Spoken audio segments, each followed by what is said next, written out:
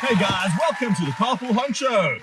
In the car this week we have Dean Payne for the Great Flexible Office Space, Roro from Naked Marketing, and our Carpool Honcho guest this week is the best looking guy we've ever had, Michael McCook from Accountability Net. Thank you very much. So good to have you here, mate. It's very nice to be here, gentlemen. Thank you. Well, without further ado, let's get started.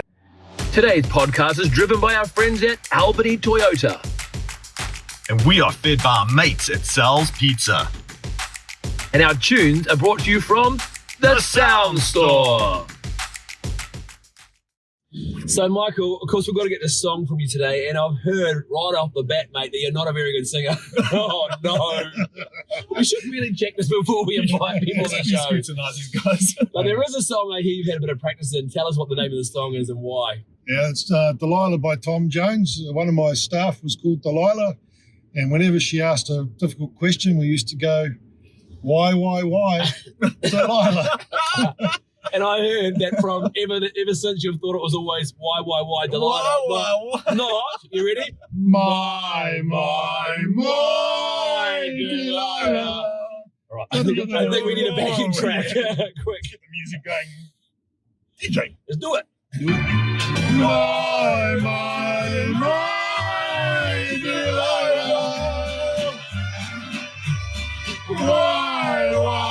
Why, Delilah? So before they come to break on the door, oh, give me Delilah, I just can't take anymore. Oh, give me Delilah, I just can't take anymore.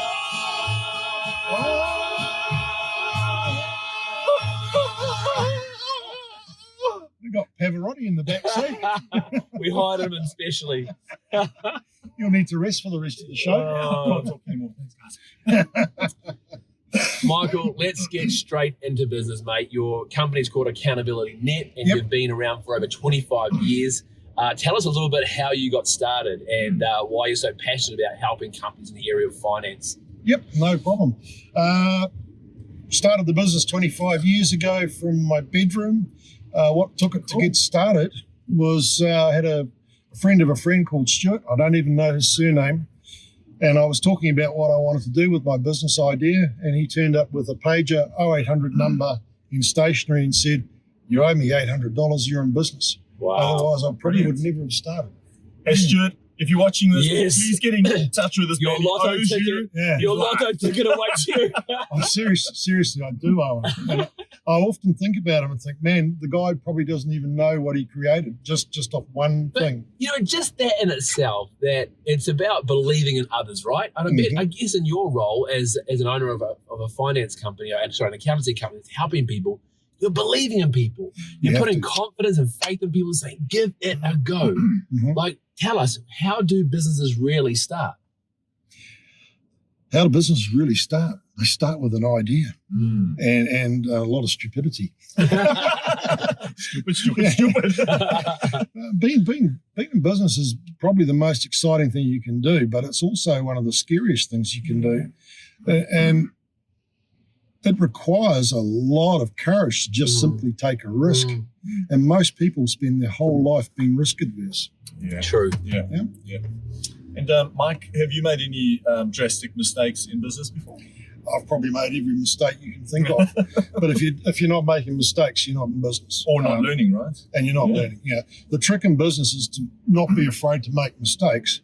The trick is not to make the same mistake twice. Wow. There we go. And if you can get that right, you'll be successful. Take that out. So if you do, you're the stupid ones? Is that you know, is it stupid? No, it just means you just got to keep practicing and studying until you've learnt the lesson. Yeah.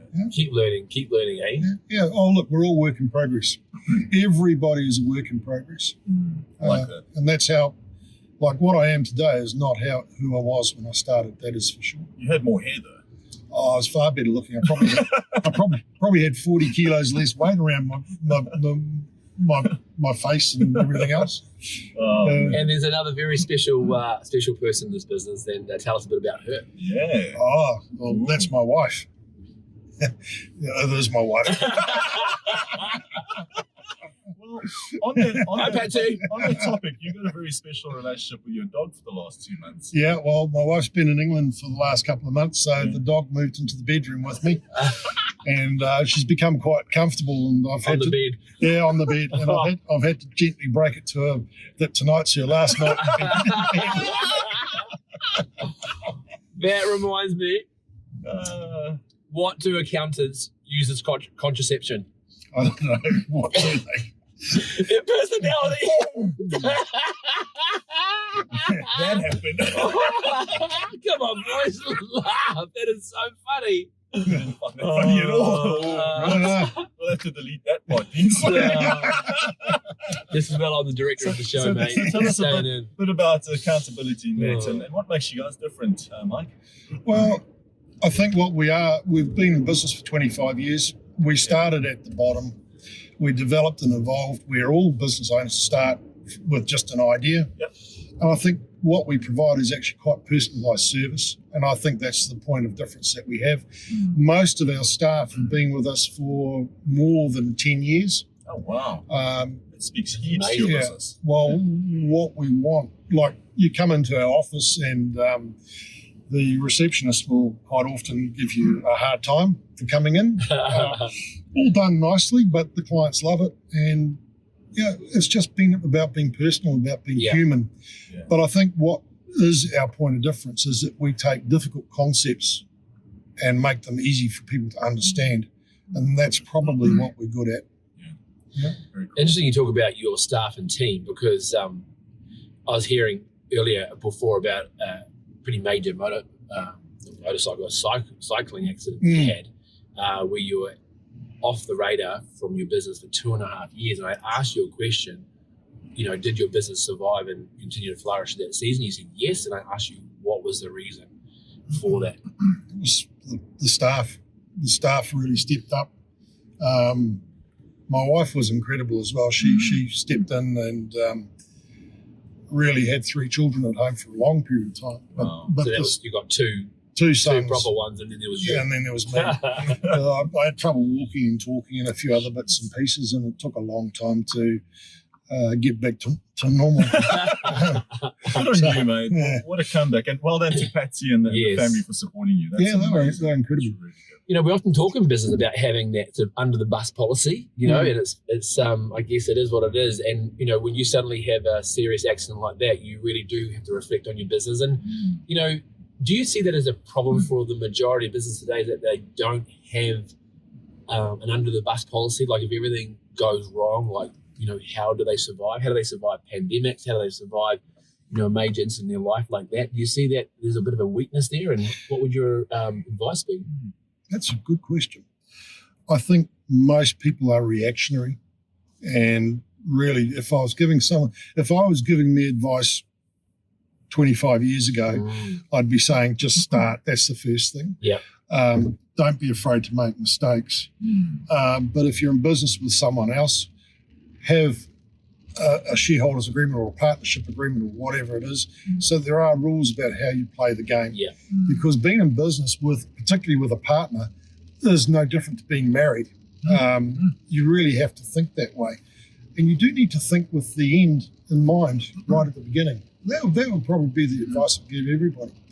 The other thing I'd say to people is don't sweat the small stuff. Nice. We get so myopic on a problem, and really in 6 months' time you will have forgotten what that problem even was 9 times out of 10. Oh, we're so bad at humans at doing that, though. Yeah, we do. And on the contract thing, I mean, I had a contract before marrying my wife. Why wouldn't I have one with my business partner, right?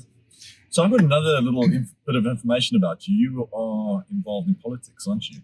Yeah, I am. Tell us about that. Get out. Yeah. Get out. You got a wait. No, I'm not going there.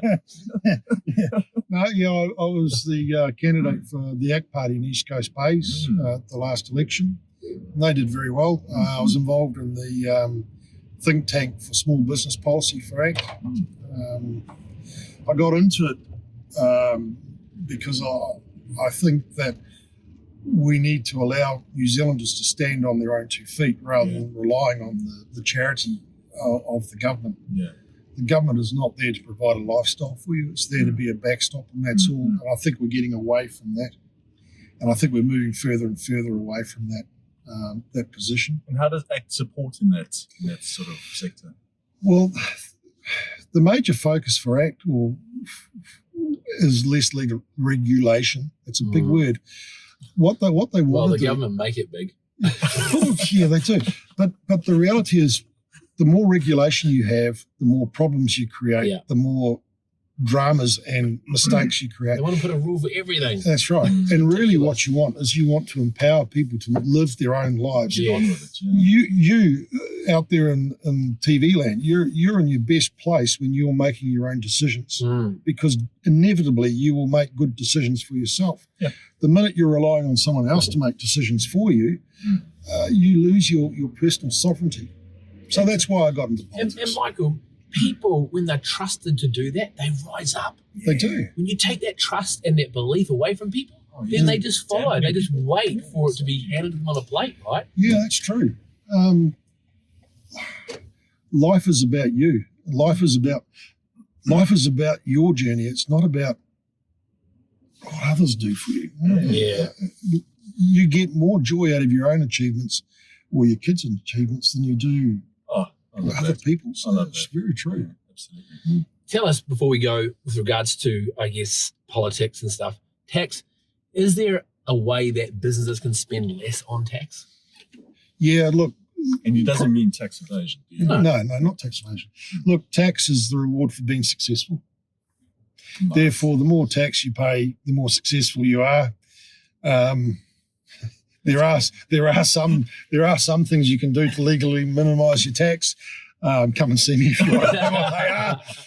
But tax is not a bad thing. It's your contribution to society, and the more tax you pay, the more successful you are. That's the reality. Although some would say that's not the case, but I would argue that tax is just part of life. It's a good way of looking at it. Good stuff. Yeah. Well, it's been an absolute pleasure to have you on the show today and to hear some pearls of wisdom, have a bit of a laugh, and a bit of a great sing-along, by the way. Yeah, that was fantastic. Particularly with Pavarotti in the back. Yeah, it was Pavarotti. It was almost overpowering. Yeah, when you're hearing us now. My ears are still ringing. We want to thank Sal's Pizza and give you dinner tonight before Patsy comes home. Thank So you. a couple of vouchers there from There's Sal's. one for you, Patsy. Yeah. Thank you, Sales. That's very kind. Of course, the Sound Store in Newmarket for providing the incredible sounds in the car today. And we don't want to go past, of course, thanking Albany Toyota for the amazing Highlander. Which what do you think of your Highlander? I love it. I would buy one. Yeah. Bring it on. Get on it. Let's make that happen. Yeah. Come on, Hagen. Let's make that happen. Yeah. All right, guys. Have a wonderful day. Thanks again to Naked Marketing, Yeah. The Crate, and we look forward to seeing you guys again next week. Thank you for having me.